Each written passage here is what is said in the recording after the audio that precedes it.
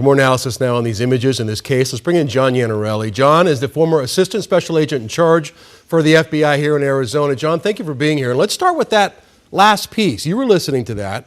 On the day that we get this video out, and these homes are not close to each other. It's a good 10, 12-minute drive to this house. Why do you think they're back in that neighborhood when this video clearly shows somebody at Nancy's house? Well, logically, what they want to do is make sure the family has carefully looked at the video. They'll point out intricacies from the video. They may have asked in the past, is there anybody who's been to the house, and no one's come to mind.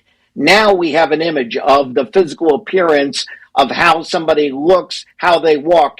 That could trigger a memory that previously had not been there or repressed, hopefully giving them some insight to who this person might be. You know, looking at the video and the pictures, what is your take when you see the demeanor? I mean, was this something where this suspect knew what he was doing, or maybe not? Like a lot of criminals, this guy comes across as somebody who perhaps he thinks he's smarter than everyone else. He's taking an awful lot of time getting up to the front door, looking around for something to cover a Ring camera that if he had done a proper job encasing the place, might have known existed in the first area when he arrived. Likewise, we're told he spent a considerable amount of time in the home. Professionals want to come and go as quickly as possible. Despite the fact he's not coming across as a professional, he's still a criminal, and this is a terrible act that needs to be resolved. How big of a break is this, John? I mean, what can agents take from this and say, okay, we're going to narrow down our list of suspects here?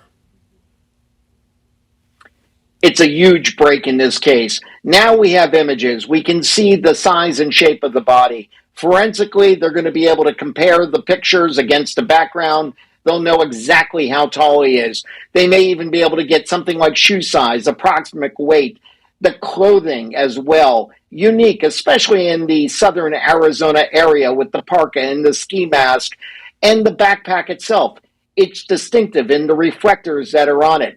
Somebody's going to have recognized this clothing on this person in the past or seen these items, or if the backpack was sold recently, somebody's going to remember making that sale. Somebody will see this and be able to pick up the phone, call, and say who they think it is.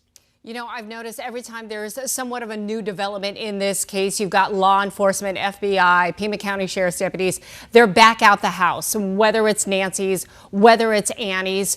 You know, I was reading that after these images were shown to the public, they've gotten even more tips. So chances are they'll probably be back again, just, you know, back and forth, probably searching for even more clues off of these tips.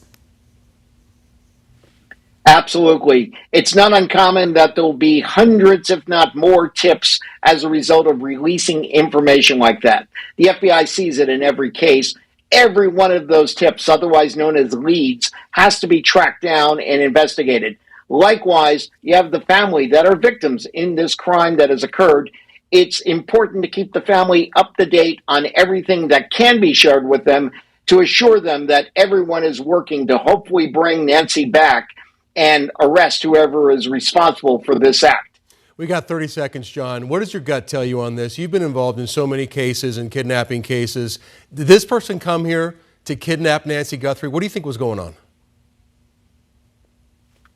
My gut feeling is this is a person that has some familiarity with the area. Didn't necessarily come from a far distance, but has been here in the area, perhaps not at her residence, but someone nearby, had a certain comfort level. You can see just by the way he meanders up and around the porch as if he knows the area.